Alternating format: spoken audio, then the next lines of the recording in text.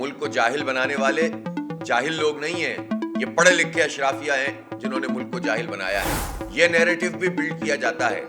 تاکہ لوگوں کو اس بات کا عادی بنایا جائے کہ آپ احتجاج نہ کریں، یہ تو آپ کی قسمت ہے۔ اس سے خراب بات ہے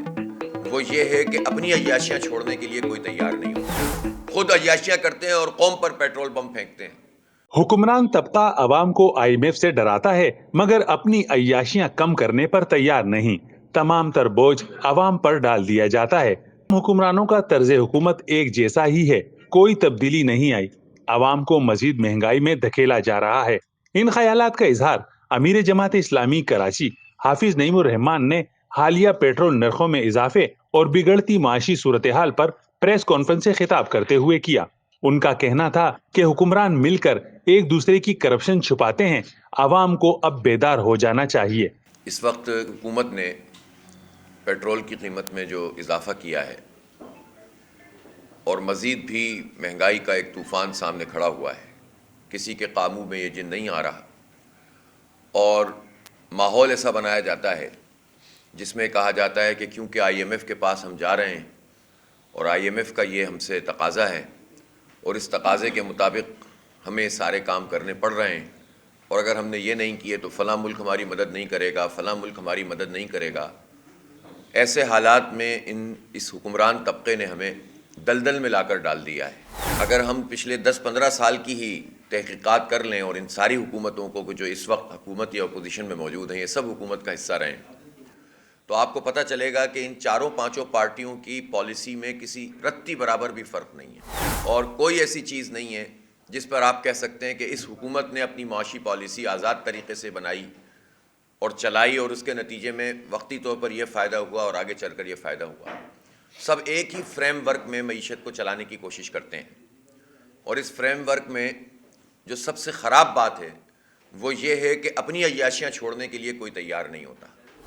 آپ پرائم منسٹر ہاؤس کے خرچے دیکھیں، سیکریٹریٹ کے خرچے دیکھیں، آپ بیوروکریسی کے خرچے دیکھیں، آپ ایون جو اشرافیہ ہماری بنی ہوئی ہے اس کے خرچے دیکھیں، آپ وزراء کے مشیروں کے خرچے دیکھیں جو سرکار کے اوپر ہوتے ہیں، تو آپ کو اندازہ ہوگا کہ یہ اتنی بڑی تعداد ہے اور اتنی بڑی سمجھ لیں کہ یہ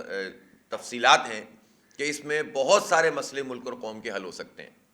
لیکن عوام کے اوپر تو مہنگائی کا بوجھ ڈال دیتے ہیں اور کہتے ہیں کہ ہمارے پاس کوئی دوسرا راستہ نہیں ہے ورنہ ہم دیوالیہ ہو جائیں گے۔ یہ نیریٹو بھی بلڈ کیا جاتا ہے تاکہ لوگوں کو اس بات کا عادی بنایا جائے کہ آپ احتجاج نہ کریں، یہ تو آپ کی قسمت ہے، اس لیے کہ فیصلے کرے اشرافیہ، فیصلے کریں وہ لوگ جن کے پاس طاقت ہے، دولت ہے، ان کے پاس اختیار ہے، اور بھگتیں عوام، اور عوام کو یہ کہا جائے کہ آپ کے پاس اس کے علاوہ کوئی راستہ نہیں ہے کہ آپ سر جھکا کر ان کی تمام باتوں کو تسلیم کریں،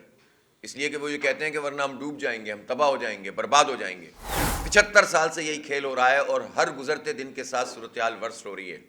اور اس بات کا تو پوری قوم کو پتہ ہونا چاہیے نا کہ یہ ایک محدود قسم کا حکمران طبقہ ہے جس کی پالیسیوں اور جس کی عیاشی کی وجہ سے آج ہمارا یہ حال ہوا ہے۔ لوگ کہتے ہیں ملک میں جہالت ہے، تو ملک کو جاہل بنانے والے جاہل لوگ نہیں ہیں، یہ پڑھے لکھے اشرافیہ ہیں جنہوں نے ملک کو جاہل بنایا ہے، اتنی بڑی تعداد کو نہیں پڑھایا ہے۔ دیہاتوں میں جائیں، آپ اندرون سندھ میں دیکھیں، ان سب حکمران طبقہ الگ ہے، عوام الگ ہیں، اور ان کو جاہل بنانے میں ان لوگوں نے کردار ادا کیا ہے جو خود بیرون ملک پڑھتے ہیں، ان کے بچے بیرون ملک پڑھتے ہیں یا یہاں تعلیم حاصل کر رہے ہوتے ہیں، تو وہ بھی بعض لوگ تو ڈالرز میں فیس دے رہے ہوتے ہیں اپنے بچوں کی، لیکن قوم کو جاہل بنا کر رکھتے ہیں، خود عیاشیاں کرتے ہیں اور قوم پر پیٹرول بم پھینکتے ہیں۔ ان کا مزید کہنا تھا کہ انتخابات مکمل ہوئے 15 دن گزر گئے لیکن اب تک نتائج کا اعلان نہ ہو سکا۔ قبل ازیں انہوں نے سانحہ بیلا اور کوہاٹ حادثے پر بھی تعزیت کا اظہار کرتے ہوئے مرحومین کے لیے دعائے مغفرت کی۔ جو بس کے حادثے کا شکار ہوئے بیلا میں، اور اس میں بچے بھی تھے، عورتیں بھی، جوان بھی، بزرگ بھی، اللہ تعالیٰ سب کو غریق رحمت فرمائے اور ان کی سب کی مغفرت فرمائے اور ان کے لواحقین کو صبر عطا فرمائے۔ بہت بڑا سانحہ، بہت بڑا حادثہ ہے، اور اس کی معلومات اور تحقیقات بھی ہونی چاہیے کہ اس طرح کے واقعات کیسے رونما ہو جاتے ہیں اور کس کا کیا قصور ہوتا ہے۔ دوسرا جو کوہاٹ میں کشتی ڈوبنے کا واقعہ ہے جس میں 10-11 افراد جہاں بحق ہوئے ہیں، اللہ تعالیٰ ان سب کی بھی مغفرت فرمائے اور ان کو شہادت کا درجہ عطا فرمائے۔ اس موقع پر نائب امرا، سیکریٹری کراچی و دیگر بھی موجود تھے۔ کیمرامین رضوان علی کے ساتھ قمر الرحمان، جسارت نیوز، کراچی۔